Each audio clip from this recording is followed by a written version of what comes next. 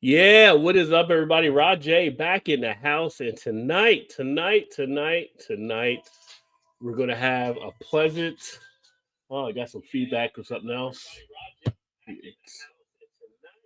It's always technology. I'll fix that here in a second. I think it's from my phone. There we go. Where is that coming from? Anyway, I've got Gary Glass on here from Left Hand Brewing. So let me go ahead and get Gary brought up here. Give him a little applause. Welcome, Gary. Why figure out why my computer is acting crazy. Did not expect that to happen. Good to be with you, Rod. So you got me all flustered. I get a big man on campus in, and it's like things go crazy. So well, welcome and cheers, and great to have you on. A lot of great stuff to actually look at, talking to you about here as well as it pertains to Left Hand.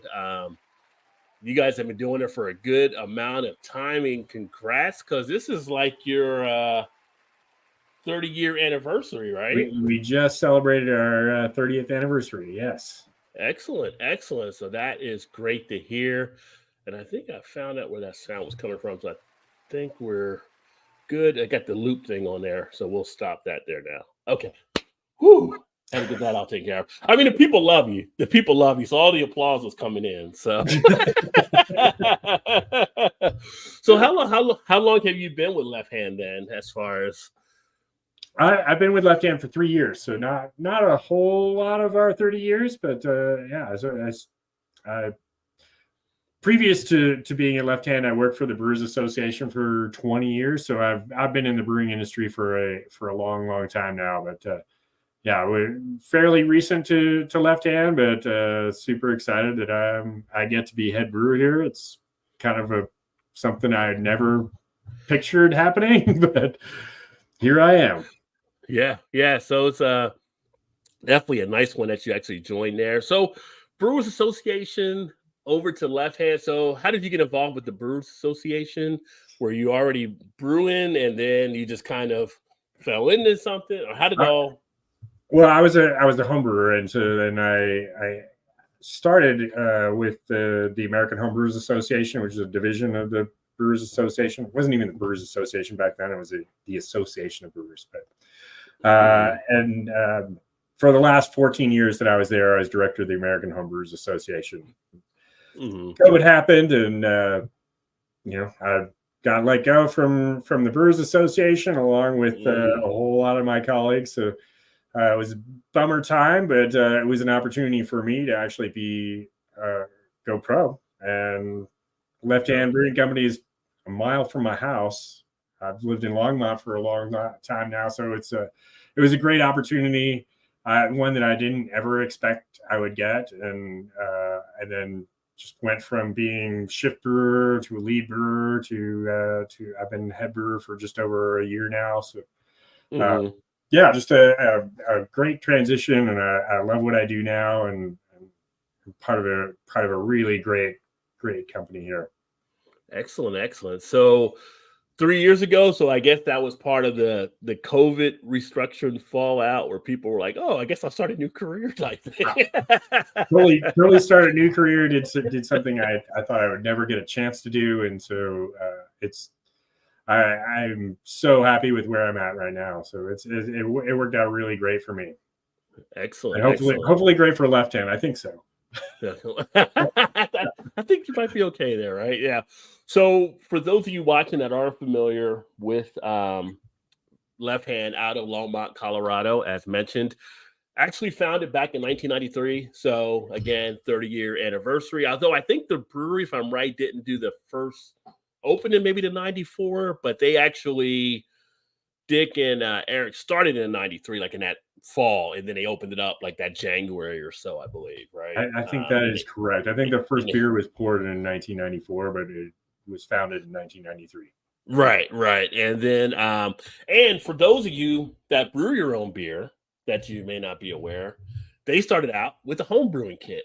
So start with those little home brewing kits that you never know where it may take you. There's a lot of stories around industry where a lot of brewers have started out, with the home brewing kit, then work their way up.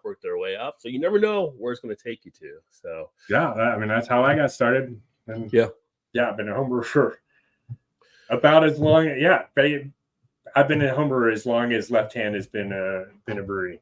Yeah. So when you started out with the kids, did you start out with it's always like the ceremonial Mr. Beer, or did you start out with something different where you were?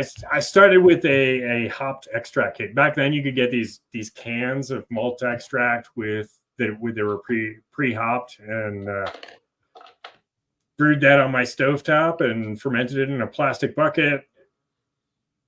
Mm-hmm. It did not taste great. That can happen. I knew, like, I mean, like, you don't really make beer out of a can. So I quickly got, moved along, and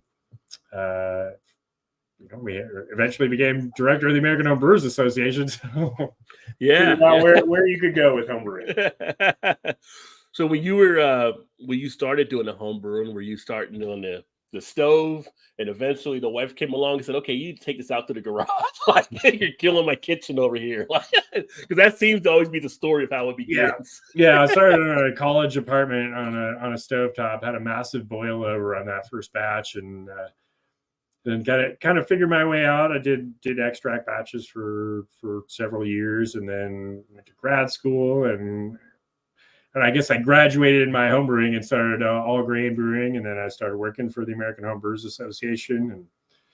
And very fortunate. One of the things that you do is director of the American Home Brewers Association. I was a publisher of Zymergy magazine, so I read every single recipe we ever published, and that has helped me tremendously as a head brewer, because I mean, a big part of what we do is developing new beers, and so having that knowledge of all the the ingredients and all the different styles, and like all of that comes into play when you're a head brewer.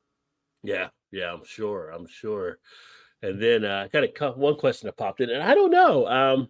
I don't know if Eric and Dick were, but Vanessa asked, what founded by a U.S. Air Force vet? So yes, Dick and they actually both met at the Air Force Academy. Oh, okay, so both are vets. So great. Yep. Yeah, well, congrats for them and everything. Give them a round of applause there as well. So always good to hear. So Vanessa, she's actually from the military as well, so she's always a fan and watching the show. And great to have you here too, Vanessa. And then we got David from Beer in Front. So Dave does the Beer in Front podcast out of Chicago.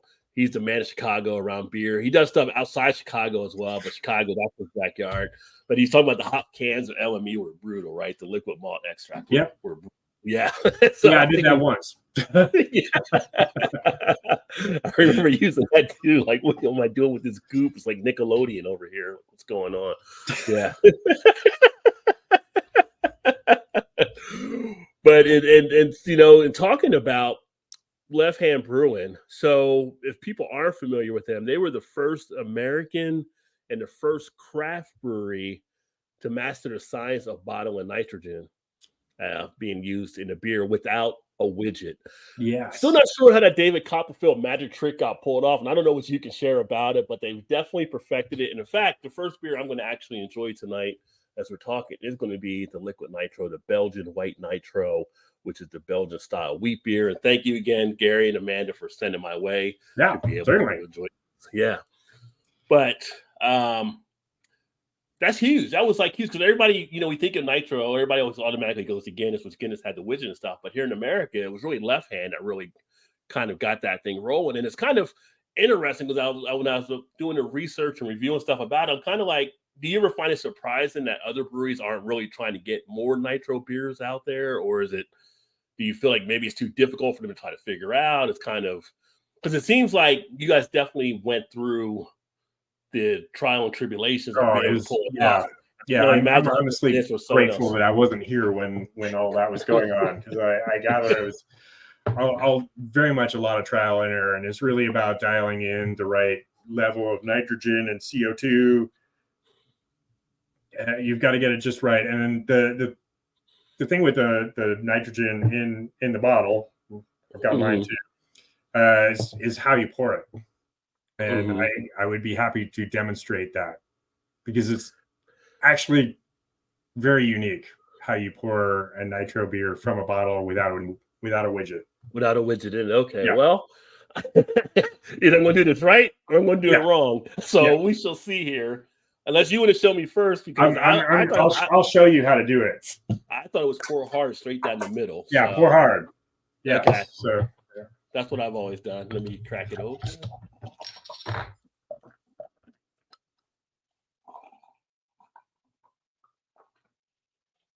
It's funny when you pour hard, I'm always worried it's going to overflow. It's not, because it's a big enough glass. But in my exactly. mind, I know it still freaks me out. So check that out, y'all. So Check yeah, out you get that cascade and action that you nice get there. And beautiful You head. want to, oh yeah, you want to let it settle in nicely so you can get the aromas and everything off the beer itself. Oh, that is straight Belgian style. Coriander is right there on the nose nicely. Yeah, coriander, orange peel, Slight mountain clove. hops. Yeah. I mean, I'm a big fan of the Belgian style. This is just like, grabbing a Belgian beer from one of the other breweries from overseas and how the aroma hits you. Oh, that smells great. Yeah, so this beer is development of new beers is like a company-wide endeavor. So we put it out to all of the staff, whether they're working in finance or marketing or brewing or packaging. Like, we want to get ideas like, what should we be doing? And somebody suggested honestly, not everything works on nitro. So figuring out what's going to work. Obviously, milk stout works really well on nitro. One of the downsides is that for whatever reason, the general public tends to drink less dark beers during the summer months. I highly encourage everyone to not discriminate against dark beers during the summer. Yeah. They're perfectly refreshing all year long. I try to tell people. I try to spread the word of the gospel as best I can. I know. I appreciate it. And so this is one of our challenges. So we actually have kind of the reverse cycle of every other brewery. Almost every brewery, their peak months are during the summer. But because our flagship is a stout, our peak months are during the fall, winter, and spring. So we want to have something that's going to work on nitro and be lighter in color, lighter in flavor. And so this was one of the suggestions. It wasn't actually my idea, and I honestly didn't think it was going to work. But I had a homebrew recipe for a Belgian wit beer, and so I scaled it up to our 7-barrel pilot system. We did 3 trials on our pilot system. Really felt like we had gotten it dialed in, like what we were going to do with it, and so we scaled it up to 60 barrels, and we're now releasing it as our newest perennial. So this will be available year round. It probably very limited until about spring of 2024. We'll probably start getting it out nationwide. But yeah, this is our newest beer, super refreshing.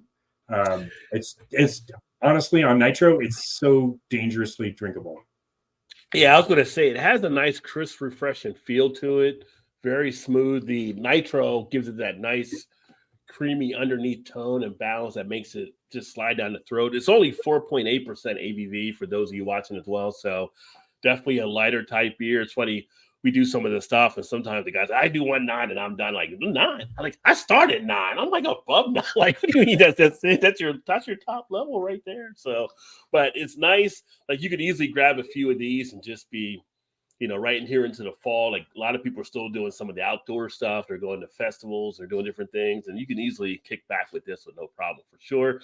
And if it's a cooler type thing, just sitting in front of the fireplace, it will work. It's just nice. Yeah, super refreshing. Just really easy drinking, but it's light, but it's also got a lot of flavor. Just very easily drinkable.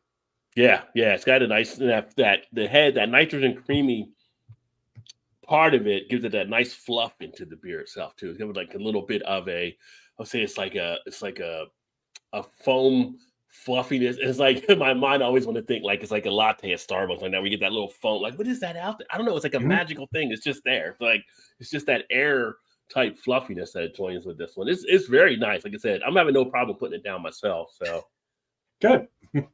yeah, I could definitely go for a few of these.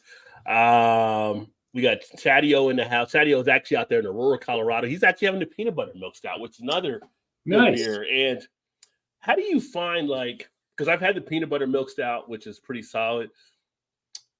Peanut butter, that's like almost a dangerous road for some breweries, right? You're either going to nail it or you're going to fall off the rail on it. So it's kind of like finding that, like, are there certain things that you brew where it's kind of like, you kind of go in like you know what you want to get, but you're kind of like, I don't know if we don't pull it off tight. Like, is there anything like that you run into, or it's kind of absolutely. That beer definitely had it took a lot of time with R&D, and the recipe has evolved over time.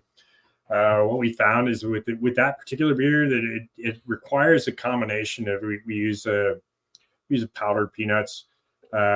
Which is where most of the peanut flavor comes from, but we also use a peanut extract. And we found that with the peanut powder by itself just did not have the like long-term shelf stability. So like you get a really nice peanut flavor from the peanut powder, but it doesn't last. So the combination of the peanut powder and the extract, and that took time to figure out, because we had this beer that just tastes great, and like put it out in the market, and 2 months later it's like, whoa, why are people commenting that they can't taste peanuts? Well, that's really weird, because we definitely taste peanuts when we make it. Yeah. Well, that's one of those things. As a brewery, you gotta keep adjusting to make the beer work in the marketplace. Yeah, and I'm a fan of a lot of the peanut butter type beers. It is, for me, it's kind of like, when someone nails it, they nail it. And again, it's kind of like when they don't, it's almost like you get that artificial type feel. So you feel like sometimes some breweries just kind of what they may have done, they may have mailed it in or something like that and everything. It is, but it's not an easy thing to pull off. Sure. It's kind of like exactly. that, and that's the thing too. Is like, it's funny. I talked to some of the other people from the industry about stuff, and we'll talk about maybe your views here in a second about like Untapped and all that kind of stuff. We see people put stuff out there. It's like, for the common person that put stuff out there, it's like you have no idea what the guys go through when they make these beers. For some of the comments out there, so you have to have that appreciation for what's being done. But then there's some that you do know what they go through, and it's kind of like, did you really like get into this like the way you thought you were? Or did you kind of just say, we need something to market? Because right now we're pumpkin season, and everybody and their uncle is out there with pumpkin beers, right? Because we got one. Yeah. Everybody's looking for pumpkin, and it's just like you get some pumpkin, and you're like, did you really have to do the pumpkin? You guys do so good over here. Just stick with that. Everybody doesn't have to get into the lane, but I feel like peanut butter is one of those things where people have gotten into it. Pumpkin's another type thing. So just kind of interesting when I think about that type of aspect. Yeah. We have a pumpkin spice latte nitro beer. It's not what I'm a beer flavored beer guy. So that was probably not what I'm going to be ordering at the bar, but it is like, if that's what you're into, it's really good. But it's so complicated. The concept is like, oh, really? We got to do all these things. So it's because it's pumpkin spice latte. It's coffee and vanilla and spices, and it's honestly, it's a pain in the butt to make. Yeah. But it is. I mean, I'm biased, but I think we totally deliver on that beer. So, yeah, I think the whole thing, beer is for everyone, right? So honestly, that's one of the great things about being a professional brewer and coming from the homebrewing background. Is like, when I was homebrewer, I only made what I wanted to drink next. So now I'm in a situation where I do love all the beers that we brew. I'm very proud of everything we brew, but I don't choose to drink everything we brew. So.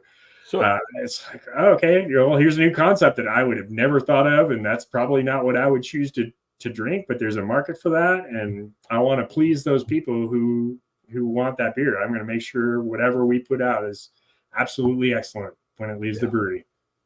Well, that's what I'm here for, Gary, to drink the ones you can't drink. Well, I'm happy to brew them for you. Yeah. Then I can let you know. Yeah. But Chadio says, "Hey Gary, thank you for showing us in the Denver area terrific beer because he's right there, like I said, in Colorado as well." Nice. Let me see here. What else we got? Nitro Stout. Ooh, yeah. So Vanessa, she's a big stout person. I don't know if Vanessa's had your Left Hand yet, but a lot of times we'll talk about the different ones.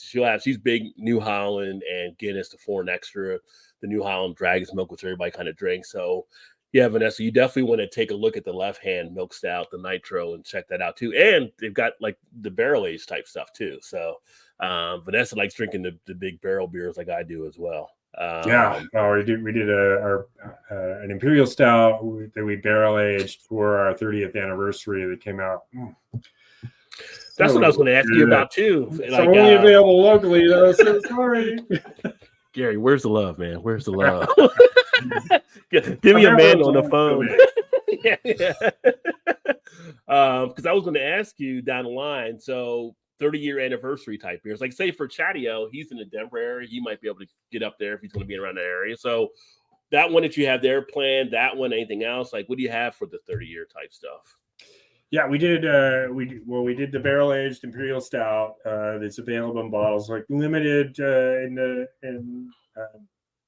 probably there's going to be some bars that will have it on draft. Probably a few liquor stores out there that have it in bottles. But if you really want it, you come down to the tap room, and we'll have it for you there. We've got a location in Longmont where the brewery is, as well as in Denver and Rhino. So that's where you can get that. But we also, for the 30th anniversary, brewed 5 different beers that we don't brew anymore. Like these are like legacy Left Hand brews, and so that was the fun challenge because we were brewing these beers that weren't even brewed on our current brew system. They were brewed on a 20-barrel brew system from years ago, and then we took that and tried to make them on our 7-barrel pilot system. So that was a fun challenge to try and take these old recipes and recreate them. And I've been around long enough that I'd tried most of them, but there was definitely one of them, our Motherlode Golden Ale, that I had pretty sure I've never had this beer, so we're just gonna wing it. But I got all the recipes from Dick Dorr. I just reached out to Dick. He lives in I think Vermont now. Okay. But like, hey man, I need to brew these beers. Do you have any of these old recipes? Well, I would tell you probably my top Left Hand beer, if you do bring it back, because this was years ago when it came out. And I think it may have came back in a different variant, so I don't know if it's still the same. Fade to Black, Volume 1. Oh my, that beer, when I had that, was like, yeah, it was foreign export stout. Yeah, this one was sweet. Like, if you could bring that back, it's always on the discussion of like, when do we brew that again? Because and I had the same reaction. This is long before I started working for Left Hand, but I was local to Longmont. This was one of my go-to tasting rooms. So that is one of the few beers that I know exactly the moment I tried it for the first time, sitting in the tasting room. Like, oh, you've got a Foreign Extra style. I love that style. Like, I got to try this beer, and it was it is the most euphoric experience I've had. It's like just tasting a beer, because that first one was absolutely perfect. Yeah. And it went on to win like multiple World Beer Cup medals. Multiple. That is one of the highest awarded beers that Left Hand has made. So if I ever get the opportunity to brew it again, I will be glad to do that. I mentioned Untapped earlier, and I think it's like last time I looked, and this was just since I started recording stuff back in 2015, or whatever, like 7,000 plus beers I put on there. I think the beers that I've given a 5 is still probably under 12. Over 7,000 plus beer. That was one of them that I gave a 5 to when I had that beer. Is so smooth of a beer. It was just like, yeah. I was like, if I get Gary on here and I can find out if we're bringing this back, that would be awesome because I would be buying that by the caseload, my friend. So anybody comes across, I mean, you don't come across it now because it's out. I mean, nobody's going to be, unless it's in their own private cell, you're not going to find it anywhere like that and everything. But it was such a good beer. Yeah. I really hope we get to brew it. I think we will because we're just talking about doing it just like a one-off. Yeah. We'll do our brew has 60 barrels, so we'll do one 60 barrel batch, and when it's available, and like you got to get it when it's there. It'll probably be like it'll be just that beer is actually very much a challenge to make because that original brew had a small portion of home smoked malt. Mm-hmm. So we do have this rig contraption to smoke malt this shoved in a corner somewhere that we'll have to break out and we'll figure out how to do it. And the beer didn't taste smoky at all. It just added just a little bit of nuance that just made that beer. So yeah, that'll be the challenge for us when we bring it up. Well, you let them know Rajay would like to see that beer come back. I so appreciate you saying that. I really want to brew it. Our buddy JV, he doesn't really drink as much now, but he said he used to love Left Hand beers when he was still drinking great products. So he was a big fan of the stuff you were doing there. Vanessa, what is the name of that one? Are you talking about the one that we're drinking right now? It is the Belgian White Nitro. The other one, the stout we were talking about, I'm going to have that here in a second. That's going to be the Milk Stout Nitro. Yeah, so she's one that drinks stouts all year too. So yeah, which is awesome. Yeah, thank you, Vanessa. JV says, I love the raspberry milk stout. Do you guys still make it? We do not currently make that. And actually, raspberries are really, really expensive right now. So it might be a while before we bring that back. We are doing we do a lot of milk stout variants. So we've got coming up, we've got a chai milk stout that we're going to put out. That's really good. And we're working on some, today we're actually working on an R&D project involving milk stout that I can't reveal at the moment. Yeah. Okay. A little secret there. Well, you also, being the month of Halloween, you had the Wake Up Dead series out there too, which is Wake Up Dead is our Imperial Stout, so that is also a favorite. That actually we do brew year round. In small quantities, so we always have some of that. We want to make sure it's at its peak when it's released. So that's a just over 10% Imperial Stout, and absolutely delicious. Yeah, I've got one of those for upcoming review as well. But like as we say around here, it's a session ale. You know. I like the way you roll.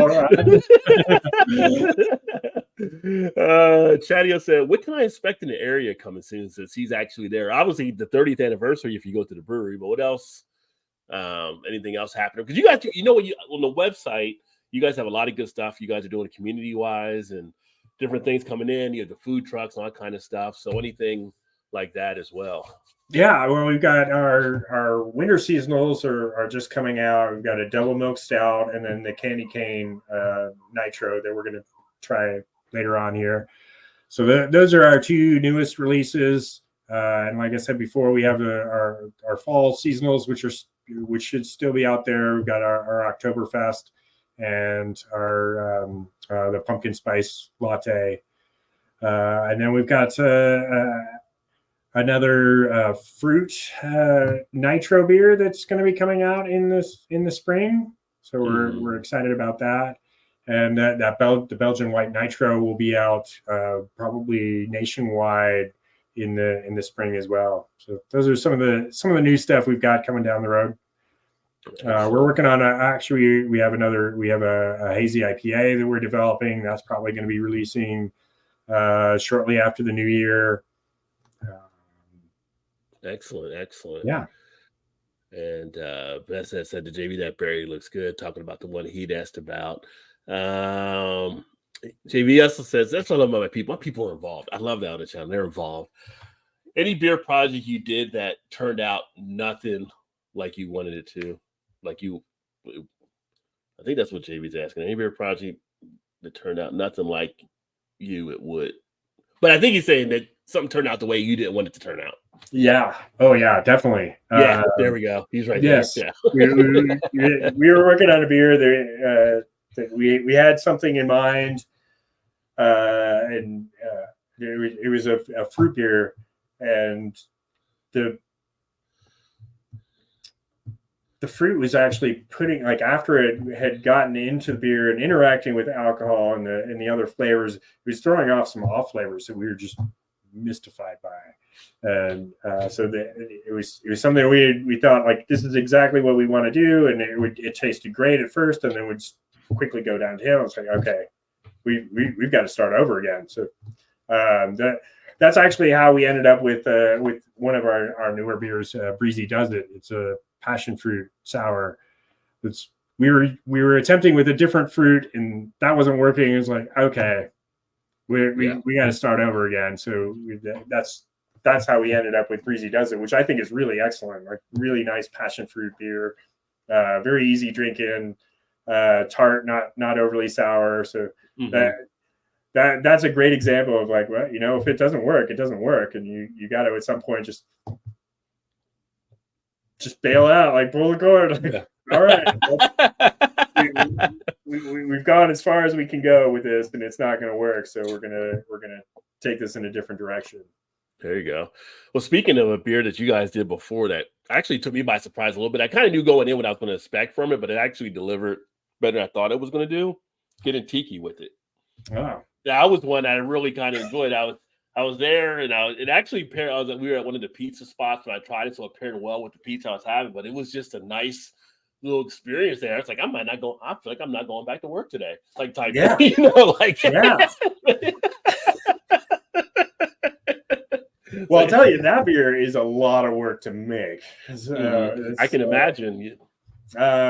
Coconut, and with Sabro hops, so it was kind of like a pina colada. Yeah, that's what I said in the review. It's like a pina colada type beer. Yeah.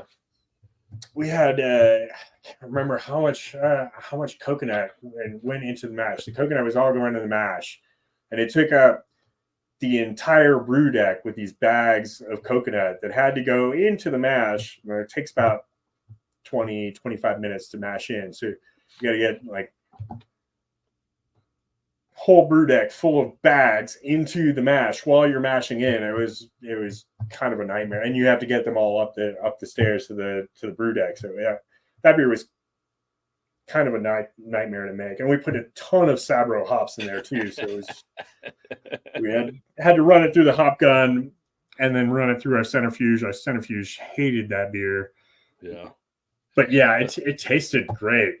Yeah, the outcome was awesome. It's so funny. Like, so some of the beers that we make that are, like, really great are just, like, behind the scenes, like, so much work that the brewers are just like.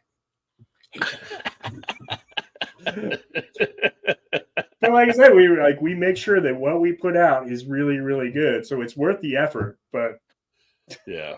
Yeah, there's some are more difficult than others. Yeah, definitely. Shark, who's here, one of my other colleagues, friends here, he actually has Shark Brew. He does home brew and stuff. He said, what do you think about the additives such as Phantasm? He had Thomas, but he actually meant Toil. Dial. Dial. Yeah. So yeah, we've played with some Phantasm in our pilot system. It does cool stuff for sure. Like, the thials will really bring out those fruit flavors. So it's not just a gimmick, but it does create some challenges for brewing with. So we haven't done anything on our production level with those, but it's definitely something I would keep in mind for future brews. Okay. And then Dave from Beerfront asks, bringing anything to FOBAB this year? Are you going to be at FOBAB this year out in Chicago? We are not. I wish we were. Oh, yeah. Do you, though? I heard it gets a little crazy there. I've heard that too. Yeah. Two events I've heard are crazy. FOBAB and Dark Lord Day. Like, just be prepared to step over people as you're walking through at a certain point. So yeah, all the barrel aged beers and stuff. But have you been to FOBAB before? Have you guys been out there? I've never been, and I feel terrible that I haven't been. I need to get myself out there at some point, and we certainly have lots of really great barrel aged beers, so we could be there. There you go. Well, there's always next year, right? There's always next year. Vanessa, she's already looking for the beer. She finds it in stock near her. So once Vanessa gets it on her radar, she'll be on it. So yeah. If you go to our website, you can find what's available where which liquor stores carry. And actually at the for those of you, if you haven't noticed, at the top of the comments section that's pinned is the website for Left Hand as well. So you can definitely, as Gary mentioned, check that out there. And it's got a great locator. You put your zip code in, it'll tell you what beers are there in your area. Today's the 30th anniversary beer. I hope to find that at Davison Liquor in Centennial, I guess. Centennial, Colorado. Is that a spot? I hope they have it. Yeah. Like I said, we did not make a lot of it, so there's very limited number of outlets that have it. The only guaranteed way to get it is to come to the brewery. Yeah, I mean, you can always road trip. Chadio. Yeah, Longmeadow's not that far from Centennial. Come on. We got my buddy Didi in the house. He says, yeah, that's another one. Galactic Cowboy Nitro, the best. Damn, almost missed this one. I'm glad you made it, my friend. But yeah, Galactic Cowboy was another one. That was a great IPA that you did there on Nitro. Yes, yeah, that was a imperial, like an American style imperial stout. Unfortunately, was it a stout or IPA? That was a stout. That was a stout for that one. Yes, I could think of something else. Yeah, very hoppy stout. Okay. Let me see here. Just trying to go through, check some of the other comments. Well, Vanessa might get out there. She can actually fly. That's true. She's able to get on planes at their space. So she might come out to Colorado and check out the brewery. Nice. JV has another question. Who decides which beers go into the limited box collection?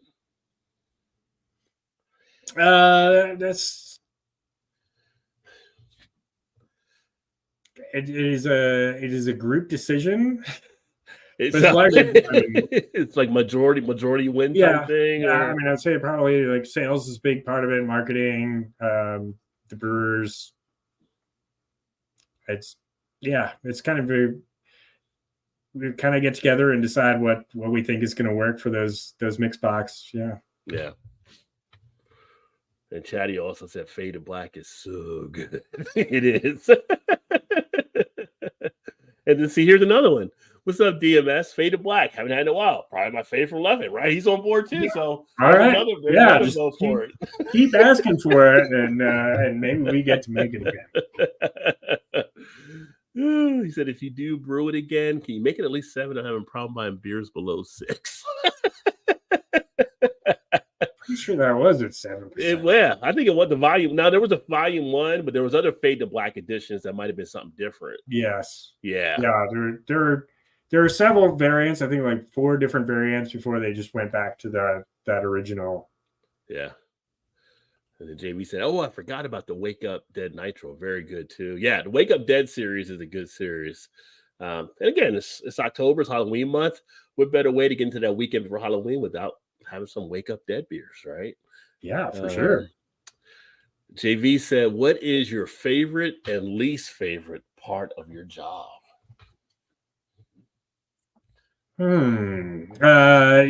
favorite part of the job, I mean, I guess there's a couple of things. Just the people I get to work with. Our brewers are awesome. And just, our entire staff at Left Hand, we're like really great people. Gets me inspired to come into work every day. I really do love developing new recipes and new beers. That's as a brewer, there's nothing quite like having something that you've put everything you know into and developing a new beer that you're really inspired by and having people tell you how much they enjoy it. That's what makes it for me. So I love that part of my job. Least favorite probably we have an accounting system called O-Beer where every time we make a batch of beer we have to deplete ingredients and it's very tedious work. So that's definitely my least favorite part of the job and a big part of what I do. Not when that guy opens up the wrong tank and the beer goes everywhere.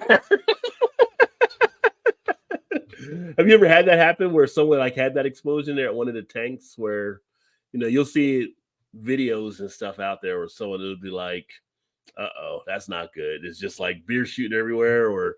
Yeah. I mean, well, hopefully you never have, but yeah, I mean, shortly after I started working here, I had a little mishap where I took the valve off of the wrong tank.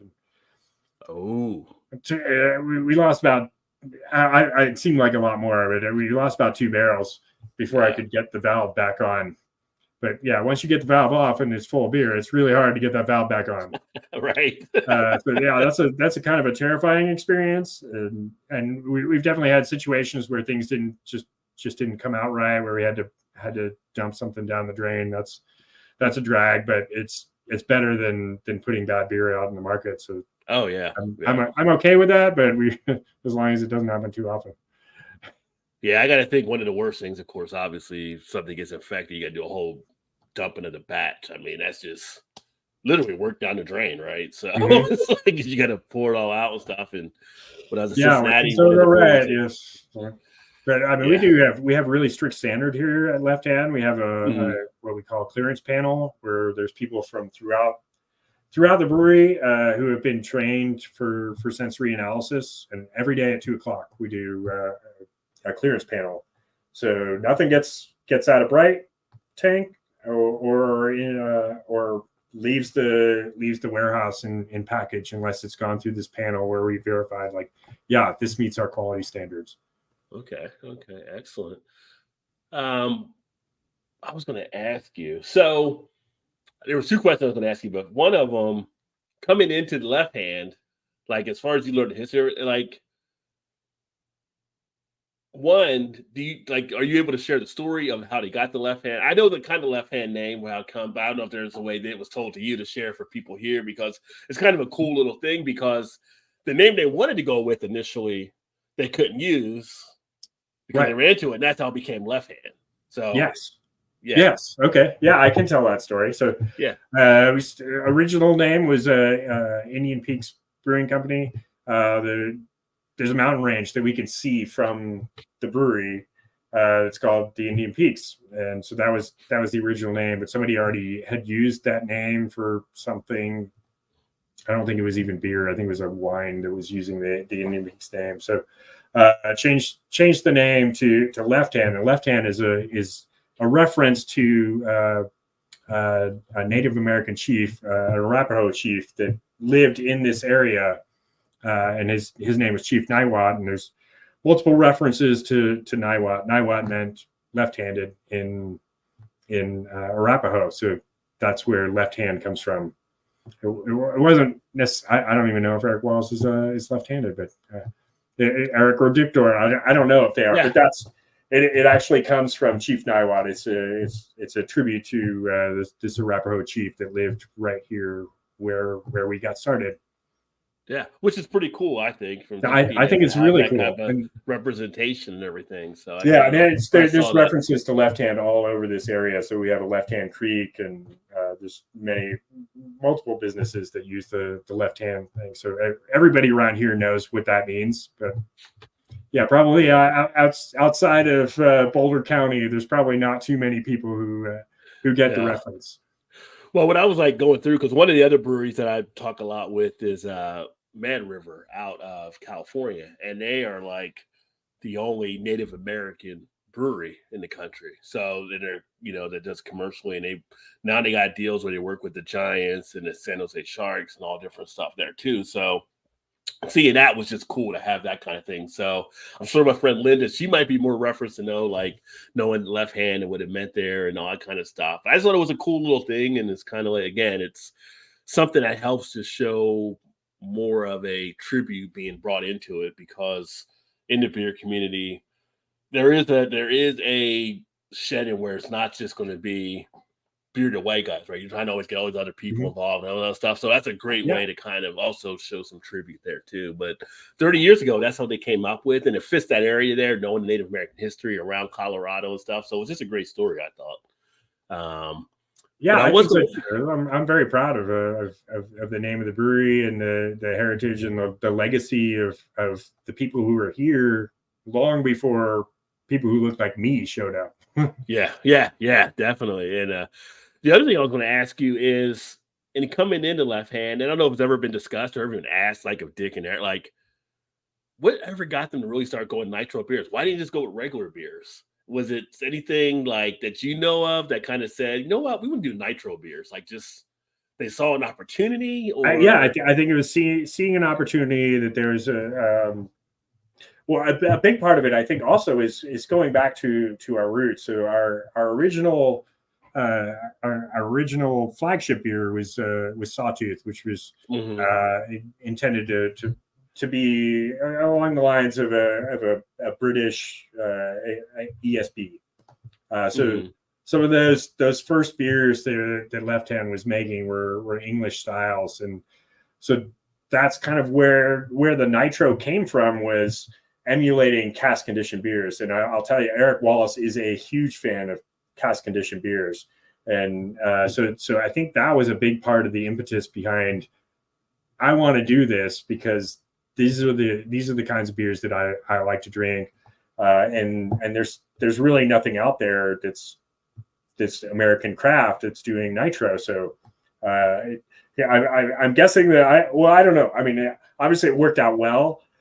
Yeah, I yeah, don't know that he realized how difficult that was going to be, and I guess probably more so on Dick's end. Dick was more of the engineer, so uh, yeah, it was a lot of effort to really figure out the equipment that we needed and dial it in to work in the package that I'm sure they thought it was going to be, but definitely a worthwhile endeavor. And I think it's part of why there aren't a lot of breweries that are doing nitro at this point, because mhm, it's not easy.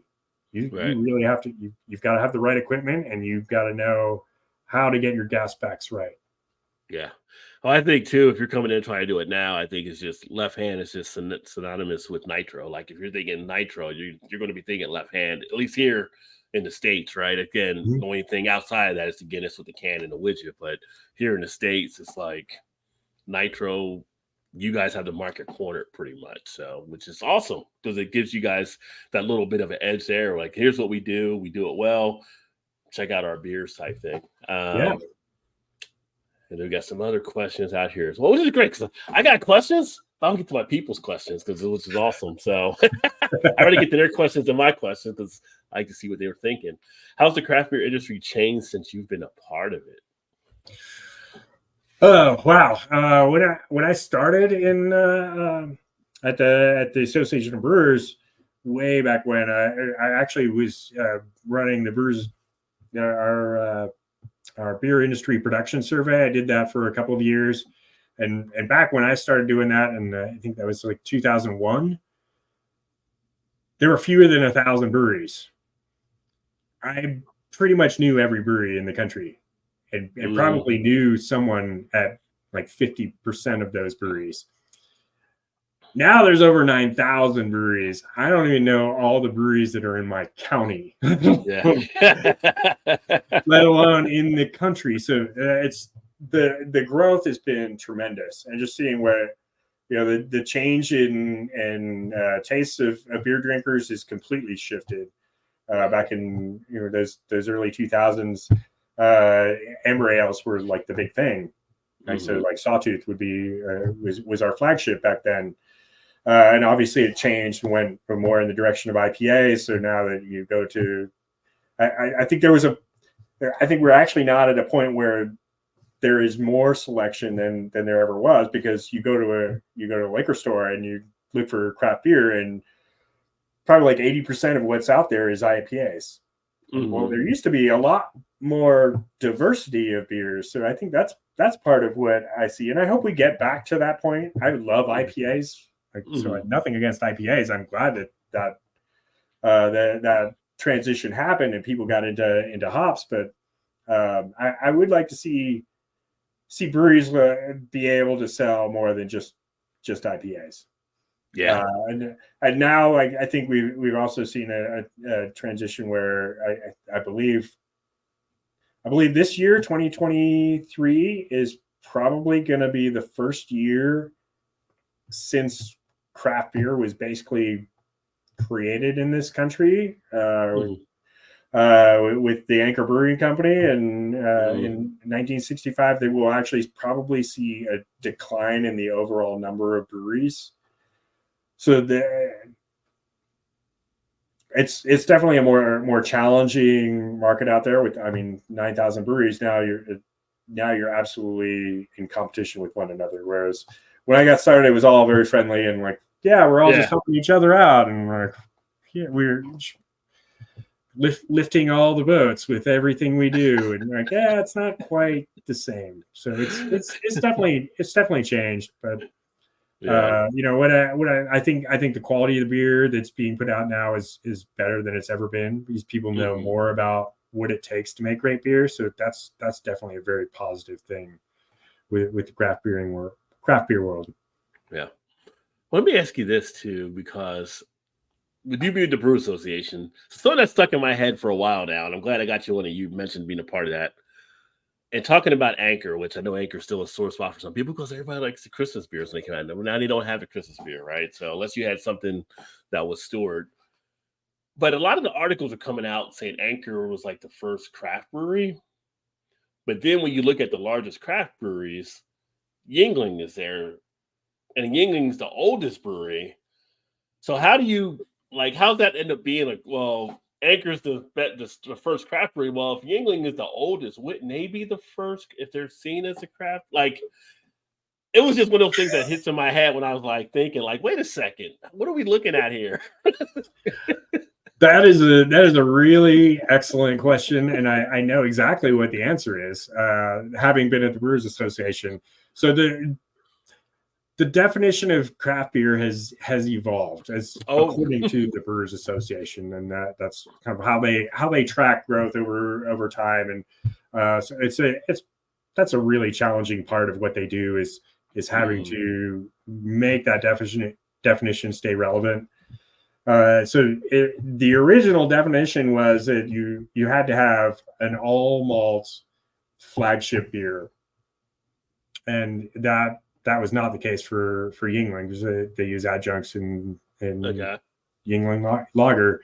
But that definition has changed over time, and so they were not in the club back in those days, and then later got to join the club. But right, no, I get what you're saying, because we joke around before stuff, but we know about the change that went from the 2 million to the 6 million barrels. People are like, oh, that's the Sam Adams rule, right? So you keep Sam Adams, then you have to increase the barrels. Like, so there's different things that people kind of look at there. And so, but when I was thinking about that earlier, when Anchor announced and everybody was writing these articles about the first craft, I'm like, wait a second. If you're on the list as being the oldest craft brewery, you'd have to be the first. And it's kind of like how that all balanced out. So it was basically someone left the back door open at a certain point. Now they can come in. Now you're at the party and everything. But you weren't here at the party originally. So yeah, well, I mean, Yuengling's still independent, so I think that's a critical part of it. But I do think what Anchor did really changed beer. So the Anchor Brewery had been around before Fritz Maytag bought it, but he created beer that had flavor at a time when beer was going for the least flavor possible. And so that was the big change.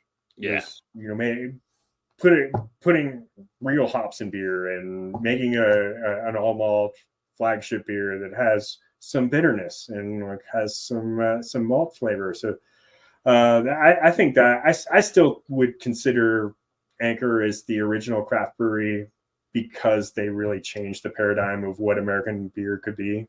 Okay. Well, that makes sense. I mean, the way you kind of put it there, where they weren't there, and then they were added in, it's kind of like, it's almost like when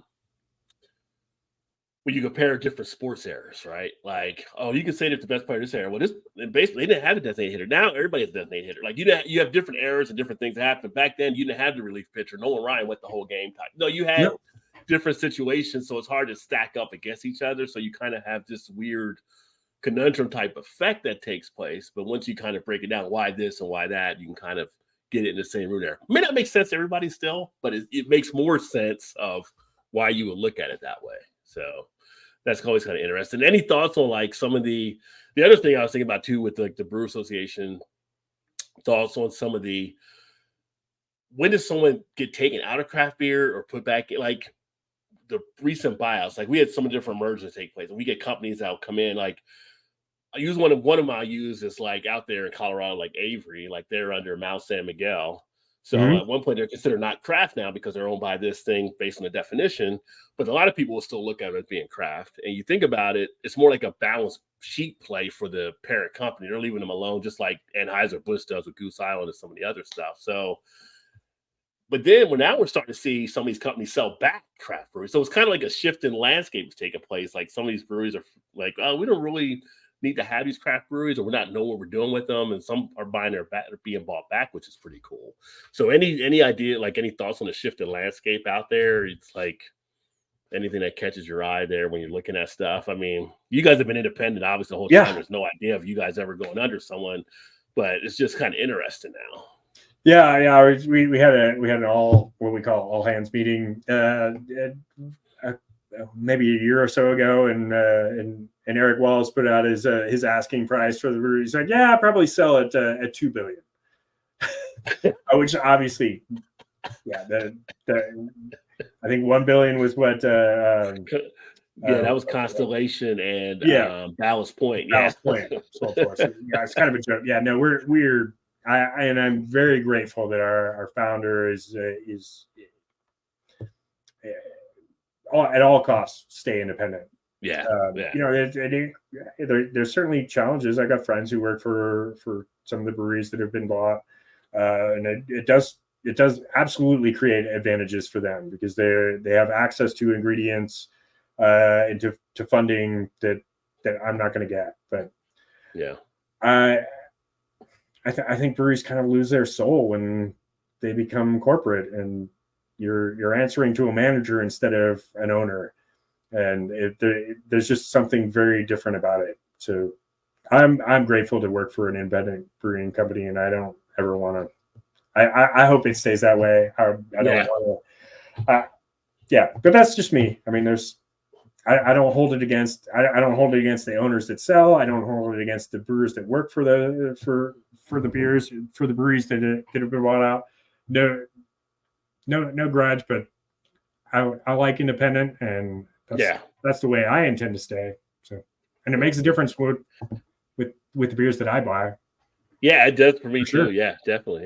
Yeah. Again, it's, I'll get some of the other stuff from here and there. That might be some of the macro types, but it's mainly the craft beer stuff. And like I always tell people, local, regional, and then other stuff kind of thing, right? So I like to go local. If I can't get good stuff local, if I had that stuff, then it's more the regional, and then after that, I can upscale. I want to support the businesses that are going through exactly the same challenges that the business I work for is going through. And got to give a quick one here to Rascal with this because we're international now, some overseas in the UK, but can't stop drinking along due to the time difference. But he's got a death before disco, so he has to get up early in the morning. But he wanted to let you know he has one of that in the fridge. Oh man, that is one of my favorites. Sorry, but in a favor to the brewers in general, we love our porter. So that's I mean, I wish more Americans would drink porter. Yeah, because we want to make more of it. But love that beer. That is absolutely one of my favorites that we make. He might be a little bit biased on it because it is disco from Rascal and Disco. So I was like, I gotta get it. It's got disco on it. So you may have hit 1,000 for him there with that one. But he also had said, "What is the weirdest or most unusual adjunct you ever put in a beer?" Oh. I feel like you're in Colorado. It's like Rocky Mountain oysters or something. I have not done that. There is a brewery that did do that. Well, that one started out as an April Fool's joke, and people were disappointed there weren't actually Rocky Mountain oysters in their beer. Haven't gone there. I'm not sure. This is probably not the weirdest thing I've ever done, but I guess Fairly shortly after I started here, we brewed a beer that we collaborated with a local Indian restaurant, and we used their garam masala spice blend. So it was a lot of different spices that went in there, and figuring out how to make those spices work, because some of the spices just weren't going to work. So we kind of eliminated some of them, and then figuring out at what point in the brewing process we would add the spices so that they would taste good and not taste terrible, because you can make really terrible tasting beer with good ingredients if you put them in the wrong place. Right. So that I guess that was one of the interesting challenges of a mix of spices that I had never brewed with before, and figuring out how to make them work and make it kind of true to what they were doing with their food, but make the beer still taste good. So, okay. And I'm going to ask, speaking of beer, because I'm going to do one more beer here. Yeah, let's do another beer. The Milk Stout Nitro, 6%, I believe, ABV on this one here. Yes, 6.0.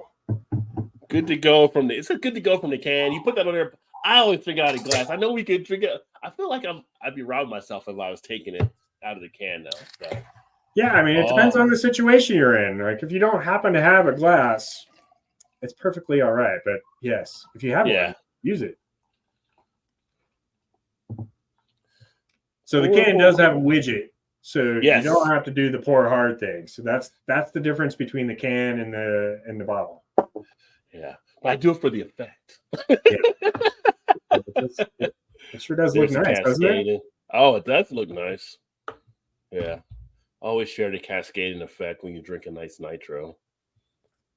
And I've had this one. I have a review up on the channel on this one, but it's always good to kick back with one of these. It's not the chocolate on the nose.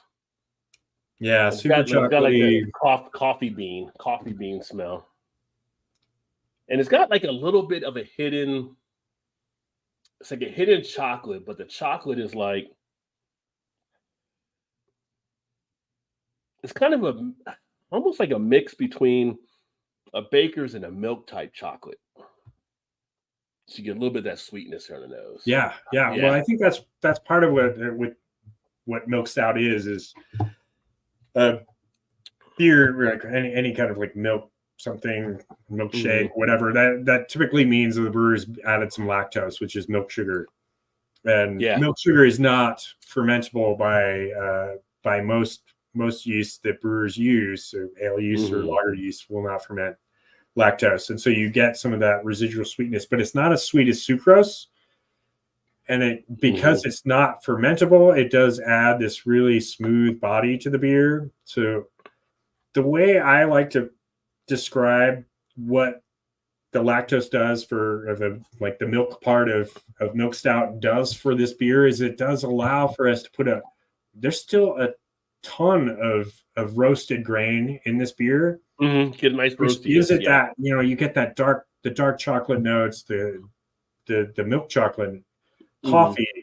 You got a really nice roasty finish. It's still fairly bitter, so the sweetness just balances out that bitterness. So I think what I love about this beer is that it's so balanced. The sweetness from the lactose just allows us to kind of push up that roast and make a really, really flavorful beer that's still very palatable. Yeah. And again, with that nitro, you get a nice foaminess in there, a nice creaminess, giving you a little bit of like that on the can is noted as well, the mocha type feel to it as well. So if you're like a mocha coffee type fan, this is something you may enjoy as well as you're actually going through this one. But very easy to drink, as I'm like halfway through it already. So yeah, super, super drinkable, really smooth. Yeah, it might have been had a long day at work, but then again, it might just be so good of a beer. I just not. It is hump day. I'm going to go with the latter. Yeah, there you go. And then JV had asked, what is something you guys do in the brewing process that might surprise home brewers?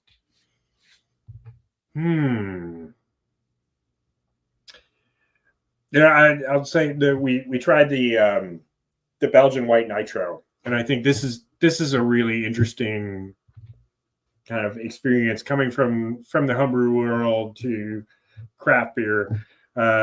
So we really can only work with a few strains of yeast, and keep it manageable, because when you're homebrew, you get whatever yeast you want for whatever beer you're brewing. But we don't want to have to be putting in a new prop of yeast every single time we're brewing. So we're reusing our yeast, and so we already had a Belgian beer. It was a Belgian triple. St. Vrain is our actually won a bronze medal last year at Great American Beer Festival. So we have a Belgian yeast strain, and it's not necessarily the yeast strain I would choose for that Belgian white nitro. And we tried different yeasts and had, really came around to the idea like, well, we need to have one Belgian strain, and we need something that's going to work for both of these beers. And what we came upon with the Belgian white nitro is like the yeast we use for our triple just produces a little more ester and phenol than I wanted for our white nitro. So we actually use a spooning valve on our fermenters when we make the white nitro. So we put a little bit of back pressure on the fermenter, so we're able to still get that Belgian character, but just a little bit toned down from what we would get from our triple by putting that back pressure on it. So we're basically creating a different flavor profile from the same yeast. Wow. So that's something I never thought about doing as a homebrewer, because I didn't need to as a homebrewer. Right. As a commercial craft brewer, like, well, we have certain limitations on what we can do. We can't have two different Belgian strains going into two different beers. So we really needed it. Like that was kind of like figuring out that puzzle, like, how do we make this work? And thankfully that worked. Awesome. Yeah, no, that's great that actually coming together there. And then Didi said, speaking to the argument of beer diversity, is there a multi-red ale nitro possible? Yes, on red ale deprived. Me and Didi always talk about like needing more red ales out there. So yeah, that seems like a good idea. We could probably do a red on nitro. That seems like that would work. So thanks for the idea. Speaking of that, so in talking about like, is there the red ale being one, are there other beer styles like that you want to mess around with, you guys ever got into, like rock beers, Keller beers, maybe some of the other experimental type things? I say experimental in that you don't see a lot of American breweries doing them, but we know there's great styles that are being done from overseas that might be an opportunity for you. Mm-hmm. Yeah. I mean, we've done a lot of different things. We actually have done we did a smoke beer called Smoke Jumper that Eric Walls, our founder, like really loves that beer and keeps talking about like, let's bring that back. So that's something we might actually revisit. Gosh, we've done all kinds of things. Like and thinking about, I think a lot of new ideas come from doing collaboration. So we did a collaboration with a brewery in Denver, Brews Beers. They do almost exclusively pretty much exclusively Belgian style beers. And we got together. It was like, we don't want to do what either of us do. So we ended up making a dark Czech lager with coconut. Oh, okay. Which, like, yeah, no way I would have done it. Like, no way either one of us would have done that. And like that's one of the kind of like the cool things about collaborations. Like, hey, let's do something that we wouldn't normally do. And that beer actually came out really good. So I would love to do another dark Czech lager. Maybe leave out the coconut, but because I'm a beer flavored beer guy. But the coconut works so well in that beer. I can't believe how well that came out. Yeah, one of our buddies, Joe, he does the Beer Patrol channel. He's always like, I'll take all the coconut. So he'd be all over for you to get more coconut into it, probably. Yeah. He would love to get tiki with it then.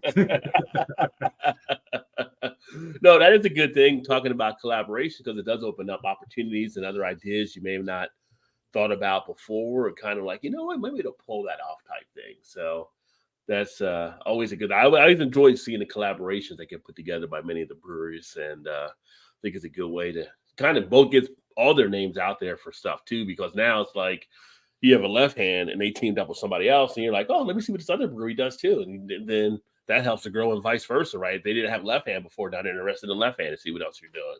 Yeah, I mean, I really think like just you get a lot of inspiration every time you get around another brewer and like, go to somebody else's brewery and brew on their system. Like, oh, that's how you do it? Like, well, we do it in a totally different way, and you might get to the same results, but you get that idea like, oh, there are more than one way you can do this, and right,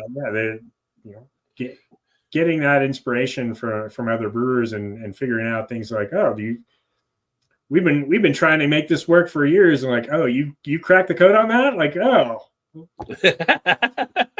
thanks for sharing. right.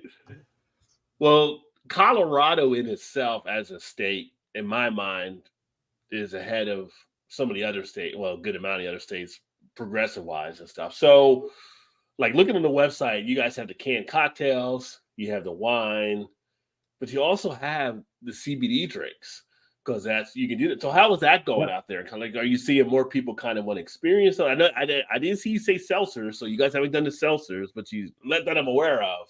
But the CBD we've done some experimentation with seltzers. We actually have a barrel-aged seltzer on tap right now at the tasting room. Wait a minute, not just a seltzer, but a barrel-aged seltzer. Bourbon barrel-aged seltzer. Who else has done that? It's like, if we're going to do it, we're going to go all out.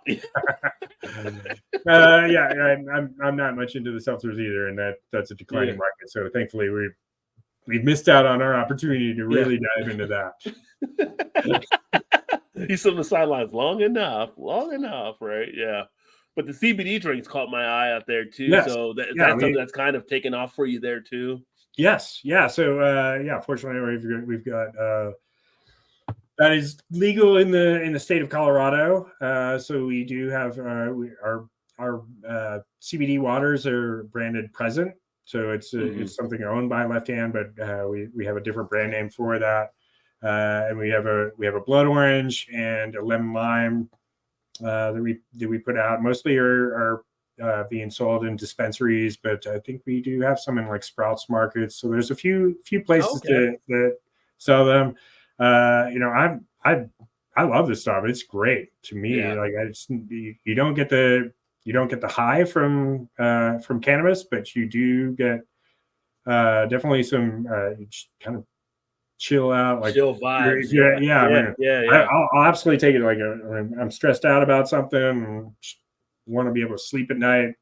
Yeah, present. Like it works, man. So is it just like in Colorado, or are you able to go into other states that have approved it, for instance, that you can like say like where I'm here in Maryland's all approved now. We're like the 20th state or whatever. Like, could you do to Maryland, or could you go to like California or some of these other states, Oregon, or is it mainly just Colorado? I think it's mainly Colorado. I honestly don't know. I probably should. I'm trying to give you opportunities. Yeah, I know. Well, I mean, the trouble with CBD is I don't believe it is federally legalized, but I could be wrong about this. So I'm not sure to what extent we can cross state boundaries with it. Yeah, I think the federal is something versus a state, because states can have it in there, but then the federal is still but it's not alcohol containing, so it's FDA regulated as opposed to TTB regulated. So that's a great thing about like breaking out in something like that. Like, oh, suddenly we're also FDA regulated. Like, that's great. And there's a whole another set of standards that we have to meet. Just another reason to go to Great American Beer Fest, take a road trip up the Left Hand. Just saying. Yeah, come visit us. Love to have you. I think that definitely all works out well. And Didi said good night all. Great show. Appreciate you. He said Red Velvet Nitro. Just saying. He liked the Red Velvet Nitro. It's pretty good too. So or do you have the Red Velvet Nitro? You have a Red Velvet, don't you? I thought you did. have a Black Forest Nitro. Or maybe he's asking for the red velvet to say if you do a red. Because remember, he was asking about the red ale. So maybe, no, he was asking for a red ale.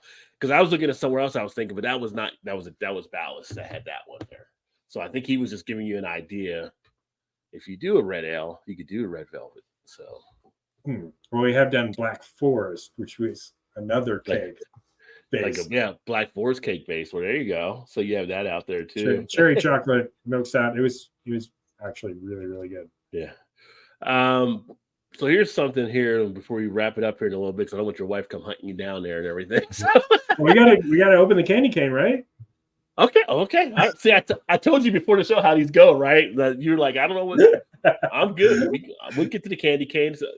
I also told you we're talking about beers. So yeah. Non-alcoholic. We take a second on that. Like, what is the tone there? Are you guys looking at non-alcoholic beers? Are you kind of looking at the market because you're seeing the popularity jump up? We actually worked with there's a brewery down the street that had a de-alcoholizer, and we tried de-alcoholizing milk stout, and it tasted terrible. So yeah, I wouldn't say never, but just based on what I know about NA beers, to do it right and make it taste good is some very serious capital investment in equipment. Yeah. But you're seeing some of the breweries that are kind of. It's so funny now because I can think back to when it was like late '80s and it was like, oh, you went alcohol, it was like St. Pauli or O'Doul's, right? And it was just like, now it's like people are just enjoying so many different flavors. They got sours and they got like fake IPAs and they got all this other stuff out there that some breweries are making them pretty decent. Some breweries, it's still like, but yeah. I wish some of the newer ones were around when my wife was pregnant. We were trying all the beers. Like, yeah. So sorry. We tried. So yeah.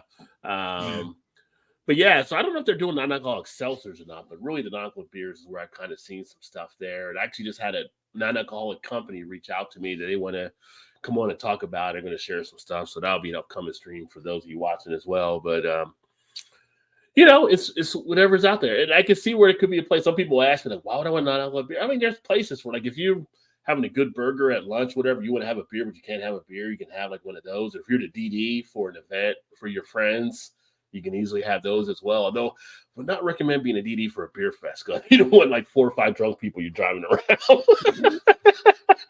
God bless those people. Yeah. I get it. It comes from experience just watching some of the Uber and Lyft drivers, what they got to deal with. So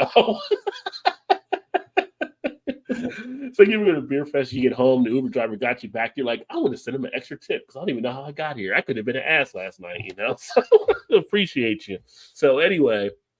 But yeah, you're seeing more stuff. You're getting stuff written about how that's expanding with people getting into it. So I was kind of curious what your thoughts were on it. That's why I wanted to ask that. Yeah, I don't think we're going to head in that direction. I mean, we have experimented with we've got a coffee brand that Nitro coffee brand that we've been playing with. See how far that goes, and we do some brands on contract for some other companies. So we definitely have one of which is a hard kombucha company. So that's definitely something very different than what Left Hand does. But that's. I've seen the hard kombuchas pop up and stuff too. And BMS, I'm with you. I'm all about black IPAs. Black IPA. That was our winter seasonal this year. So our Q1 seasonal was a black IPA. It was so good. See? Keep asking so I get to make it again. Yeah. Gary's loving the suggestions we got here. So the other beer that we got, I didn't take that one off the pedestal there, is actually one. Has this hit the market already? Is it out now? Or is it about? It should probably just coming out now. So Christmas is here in October. I know we're not even on Halloween yet. We got Christmas beers. That's okay. That's okay. We're gonna be all right. Candy Cane Nitro Imperial Peppermint Milk Stout. I'm not bringing that there. This one comes in 9.5% ABV. So go ahead and get this one poured here. It is funny, like how the seasons don't match beers now. Like, beers are out before the season's doing a lot of stuff. Ugh. It's like, hey, just got past July 4th. Oh, look, it's pumpkin beers. Oh, we're at Labor Day. Oh, it's Christmas beers. Yeah, so it's like, wait a minute, you got to be first to market, and that's yeah. That's one thing we talked about before. This is why I'm glad I'm a brewer and not a marketer. Yeah, it's like we say, it's like pumpkin beers are like the musical chairs now, right? Like no one wants to be left not having their beer chose, right, and having that stock out there. So everybody's racing to get in front of the other one, and then by the time you get it out there, turn around, get the Oktoberfest stuff out, and then get to the Christmas stuff. It's like I used to live in Cincinnati for a number of years before coming back here to Baltimore, and I saw like I think it was 2 weeks ago that Great Lakes had their opening for the Christmas ale at the brewery. So it's like Christmas beers are rolling out and stuff too. So it's just like, I'm like, hey, by November, we'll be back to spring beers again. So we're in good shape. The way things are going. Ooh, that does smell like a candy cane. Nice feel of the peppermint in here. So you guys use actual peppermint, or was it like a... We use peppermint tea. So yes, it's actual peppermint. We make a tea from and add it into an imperial version of our milk stout. Yeah, I mean, it's got a nice candy sweetness on the nose as well. I think it's to me, it's like peppermint bark. You get the mint, but also the chocolate. I think it works really well. When you have definitely kind of gives you that impression of the holiday season. The underneath taste of it, of the flavor coming in with some of the chocolate, it's almost like, you get the candy cane feel like on the nose when you get the taste in. You still have some of that peppermint there, but it's almost like a peppermint patty dipped in candy cane type something. So it's kind of got that going on with it. And not overly sweet, so you can easily drink these. Although drink responsibly, people. 9.5 ABV, just saying. Gotta put disclaimer out there. I mean, if you're enjoying the holidays, you might as well enjoy the holidays. Everybody's cousin Eddie at some point in their life, right? Yeah. No, that is real smooth. That creamy feel, of course, again. But yeah, it's the beers, it's just that frothiness they bring to the table, which is so great that I really enjoy with drinking these nitros. This is definitely one I would say, if this is just out to market now, make sure you guys, if you are a fan of the candy cane type feel, make sure you guys definitely pick this one up, because this is definitely worth checking out for sure. Yeah, I have to have some of those around for the holiday. It's almost got like a light airy. That's what the word I was looking for, like an airiness with the beers. It's like a light airiness that takes place. And the other ones, right? We had the 4.8, we had the 6, but this at 9.5, you still get that light airiness with it. Yeah. And you don't really have the thinness or a wateriness that comes through with it. It's got a nice body on it that kind of holds forward for that thing. Because one thing I run into with some beers, it can be thin, it can be a little watery when you even up the higher ABV. And this one is just all enveloping of everything. It's just like a nice, smooth, creamy, airy type feel to it, where you got a nice body, you got a nice mouth feel, coats the mouth nicely. It's one of those ones you can sit down, have a conversation, still pick up flavors. You're not trying to rush through it and everything, although I will drink through it because I like the taste of it. But I'm just saying, you don't have to rush through the beers. Take your time with them and sit back and enjoy. Very nice. Yeah, that peppermint feel. It's kind of it's funny because it's a candy cane thing in my mind. For some reason, I drink and I get that area. And almost like, and it's not because of the taste, but that lightness of it makes me think of eggnog for some reason. Maybe because I'm drinking a candy cane beer and it makes me think of Christmas. But if I compare it to a drink around Christmas, I think of eggnog, and eggnog can kind of have that little bit of feel. So I like it. I'm digging it. So good. Yeah, I mean, I like it too. I think the nitro effect on this beer works really well to enhance the drinkability. You know, it's a pretty big beer, but it's also very approachable, very drinkable, and I really like the balance of the mint with the beer itself. And like, there's no chocolate added to this beer, but it's very chocolatey. And that all comes from the malt. Yeah, I guess it's like that, like a peppermint patty dipped in candy cane magic or something. I was running out of words like Ricky Bobby there for a second.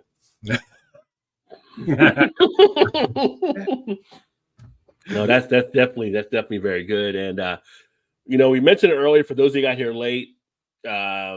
Sawtooth, the first beer they made, again, won this past year at Great American Beer Fest. So 30 years later, that beer is still winning awards. So if you haven't tried the Sawtooth, I need to get some Sawtooth to try it as well. Make sure you keep an eye out for that. Amber ale, so amber should be a nice, easy drinker as well. And congrats to that. You know, talking about the awards, and if you go to the website, you'll see various awards that are been bestowed upon Left Hand. Are there any that kind of stand out more than others? Like, you guys ever, is there any that can maybe caught you off guard? Like, you were like, wow, we pulled that one off, or something like that? Or was there any like ones that, you know, because sometimes you're like, well, okay, we got the Great American Beer Fest Awards, but then we got like the Beer Awards or the Europe Beer Award. And then sometimes it might be one like, you know, like this past year, for instance, China had a thing. And like I said, I was in Cincinnati, and Urban Artifact went over. They were the only brewery that won an award over there. So for them, that's got to like kind of stand out, being the only American brewery to win. So was there anything like that kind of, any of the awards that kind of pop out a little bit more in your mind than others? Or is it kind of like, hey, we're just happy to be awarded type thing? You know, probably more of the latter, because I think we at Left Hand probably think all of our, well, I do. I think all of our beers are medal worthy. So yeah, I'm super proud of everything we do. So, you know, whatever we get recognition for, I appreciate it. So in that, you know, having as director of the American Home Brewers Association, I got to hand out the Pro-Am awards at GABF. So I was like on the other side of things. As a professional craft brewer, there is nothing like hearing your name announced with the medal. Like, no matter what it is, so getting that recognition is huge. And I so appreciate every award we get. So we're just trying to produce the best beer we can, and when we get recognition for it, it's very much appreciated. No, you guys have been doing it for a good amount of time, and you know, I mentioned like ones that stand out to me, you know, just from the outside looking in, and we talked about earlier, you know, when you got into doing a lot of stuff, there was 1,000 breweries, right? Now it's 9,000. So to me, to say there's 9,000, that's 9 times more breweries now than when I got into it. And 30 years ago, we made this beer called Sawtooth, and it's still winning awards. Even though there's more competition, we're still winning. Like, to me, I feel like that would be something that would stand out there. Yeah, absolutely. And it really does. Like, it means a lot that because we love that beer, and it was, you know, amber ales was have its ups and downs over time. That particular beer, I think I love the blend of malt and hops that go into that beer that make it special. So, you know, it might be a style that some people just look past, but I challenge you to try it and see what you think, because I think it's stood the test of time, and clearly it continues to win awards, and I think it's really well made. I think the recipe is excellent, and we're proud to make it.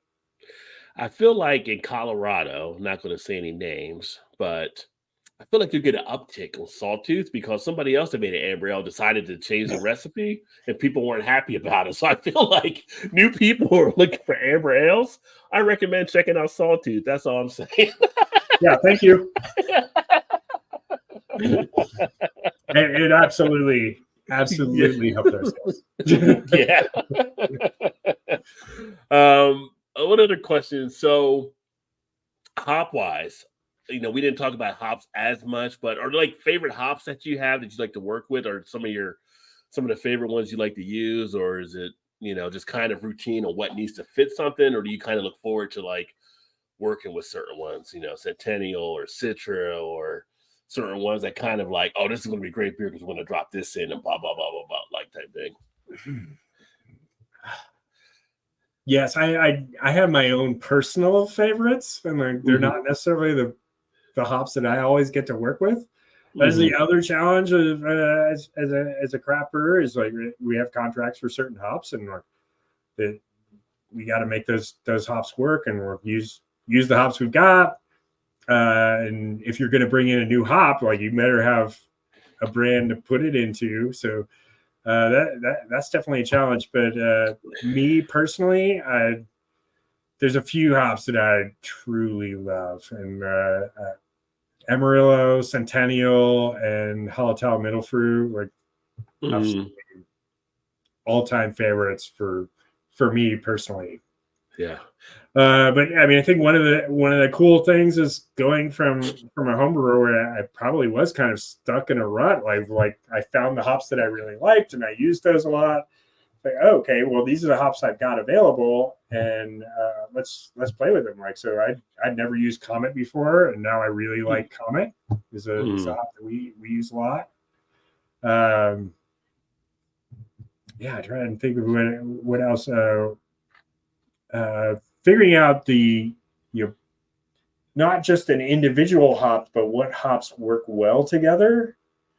So yeah, I mean, it's the hazy IPA that we've developed that we're going to be releasing here shortly has 4 different hops in it, and just those hops individually are good, but you combine them at the right times in the beer. They work really, really well together. Let's see, put myself on the spot. Remember which ones did we actually put in that beer? I know. Actually, it's three different hops because we use Galaxy in both the Whirlpool and dry hop. Love Galaxy, and use Cashmere in the Whirlpool, and Lotus in the dry hop on that beer, and it just we were going for that juicy character, and I think those hops combined really pulled it off. Nice. And the one other thing I was going to ask you too here, kind of curious on your feedback, because right now you guys have the 12-ounce bottles, the 16-ounce cans, obviously, as we cracked open. What's your thoughts on the 19.2? Because it seems more and more brewers are getting pulled into doing the 19.2 size for stuff now. Are you guys starting to experiment to put stuff out in that, or? Oh yeah, we've done it. Okay. Our packaging team hates them. They're just pain in the butt to run on our can line. But those are typically like aimed at what in the biz is called C stores, convenience stores. Is where those sell best.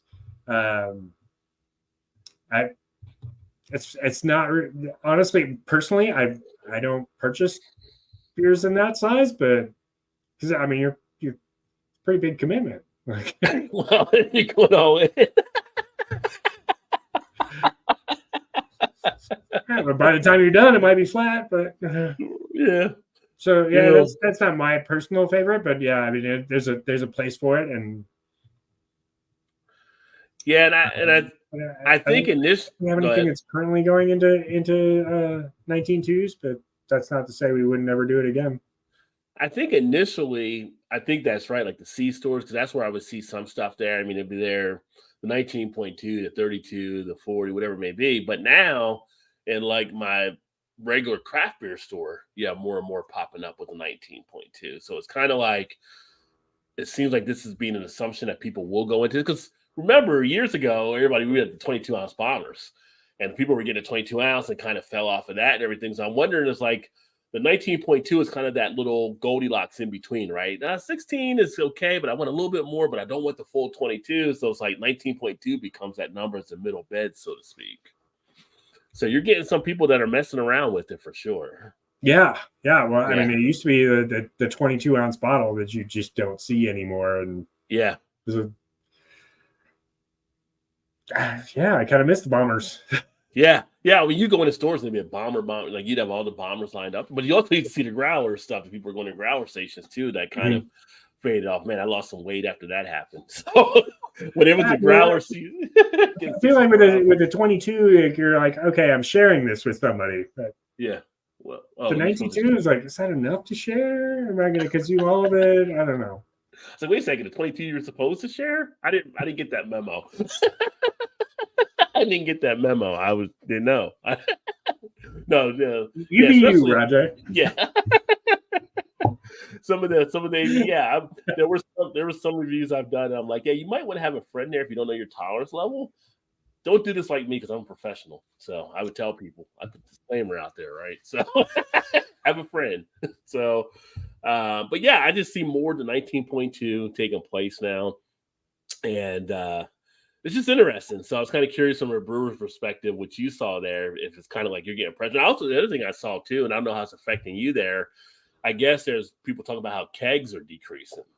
There's been like a decrease in kegs for a lot of places and stuff. So where you guys were kegging things, do you see lower numbers now for kegs that have to go out, or? Yeah. Long-term effect of COVID, like obviously draft sales got massively negatively impacted from COVID, and they are showing recovery, but it's still not nearly what it used to be. Okay. So yeah, hopefully that comes back, because I think draft is the best way to experience a brewer's beer. Mm-hmm. So. I think so too. I definitely agree there. So interesting. Well, it's great to definitely have you on here again. I feel like we're approaching that 2-hour thing. We're an hour and a half, but I don't want the wife like. I'm trying to get you some extra brownie points if you're done early, right? Like, but it was great to have you on, and great for you to share your knowledge here. See, DM said, yeah. Same here. I missed the 22-ounce bombers, Belgian breweries still have. Yeah, you can still get some of the ones from Belgium. You still get the 25.9. Yeah, well, those are 750 milliliters, because in Europe they're smart and they use the metric system. Yeah, well, yeah, we still got. Sorry, that. I said it. Metric is good. We're still young. We're still young, right? So yeah. Are you supposed to share those 25-ounce bottles too? I have to check into that. Again, it's all personal preference. It was like some of the breweries put out those 40-ounce bottles sometimes and stuff. Not the 40, but the 50.1 or whatever the number was. It was like you'd have these anniversary type things and just be like, going to review. Well, it's just me here. I guess I'll drink it all. Told the wife, 1 beer tonight. Here we go. So, but no, it was great to have you on. And anytime, you're always welcome to come back, and love be able to pick your brain for a little bit and you sharing your knowledge with everyone here. And great stuff at Left Hand. If you guys haven't had Left Hand, definitely make sure to check out their beers and see. DMs like me, I never share. I mean, usually my wife, she's kind of more of the she's more lager. She's more like Hefeweizen, Pilsner type stuff. And I'm usually more ale. So usually she doesn't want anything I'm drinking anyway because it's like too hoppy or too bitter or something along those lines. But it's funny because we'll go out to a restaurant and they'll come over like, what can I get you for beer? And she'll just look over at me and I'm like, I'll take this and get her. Like, I know her palate so well now, stuff like that. And they'll try to explain stuff. She'll be like, oh, he knows what I like to drink. Just from the times of knowing all different beers. So it works out well. Yeah, right. My wife's worked in the brewing industry longer than I have, so she makes her own decisions on whatever she wants. Oh, well, here's something too. Here's a question for you before we jump off. What is your thoughts on? Again, this kind of goes to the Brew Association, but also to how you have people there. The whole Cicerone type process. Is that something Left Hand tries to get people certified beer server to the Cicerone and things like that, or is it kind of? I've had some people that have been in the brewing industry say, well, it's good if you get it. But then at the same point, some of us have been doing it so long, we kind of know the stuff anyway. So is there any thought process you have on, or what you kind of try to do, or you try to get people involved to kind of increase their education there? Yeah, definitely. At Left Hand, our beer tenders are highly encouraged to go through the Cicerone process, and we put their certificates up on the wall when they Oh, that's pass. So, cool. yeah, definitely Yeah. something we encourage. Okay, excellent. It's one of those things that's out there sometimes, because I mean, and you've seen it, I'm sure too. Sometimes like you go to a place and it might be for dinner and stuff like that, everything, you get a beer, and it's like I find myself doing it. I mean, you probably find it more because you're in the industry where you're pouring. It's like they are not pouring my beer that way. That can't be. They're not like. It's just like, how do you not know how to pour the beer? How do you not know how to do that? That's just. And one of my favorite shows are guilty pleasures watching Bar Rescue, and you're like, there can't be people this dumb out there. And you get out there, and you're like, seriously? Unfortunately, yes. Yeah. So I always encourage those. Great that you actually encourage that there, and it's good to know that people are looking at it that way. And there's been some breweries I've been to which have been great like that, and that people are experienced and they're looking at knowledge. And there's been some they're like, well, I don't really drink that beer because it's not a beer I like.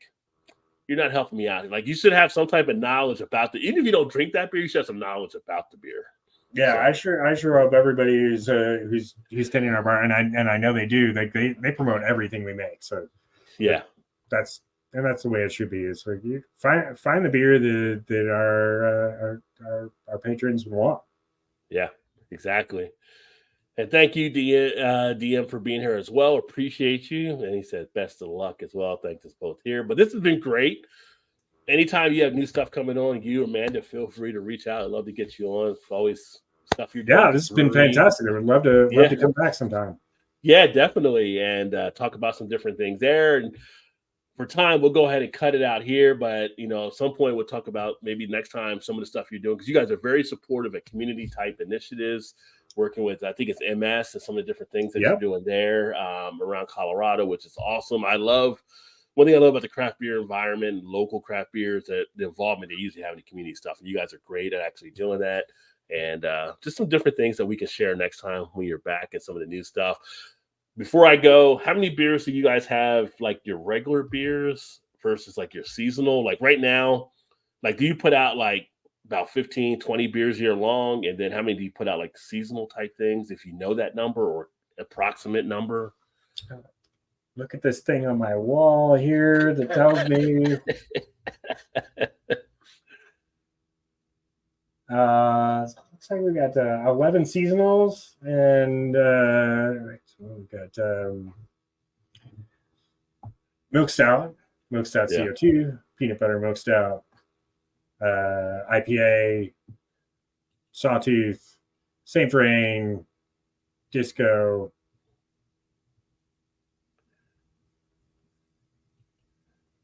I'm sure I'm missing some already. Yeah, probably. I mean, I think you probably got, I would think maybe like 10 to 15 or so, maybe that you have. I mean, we're probably like 20 different beers.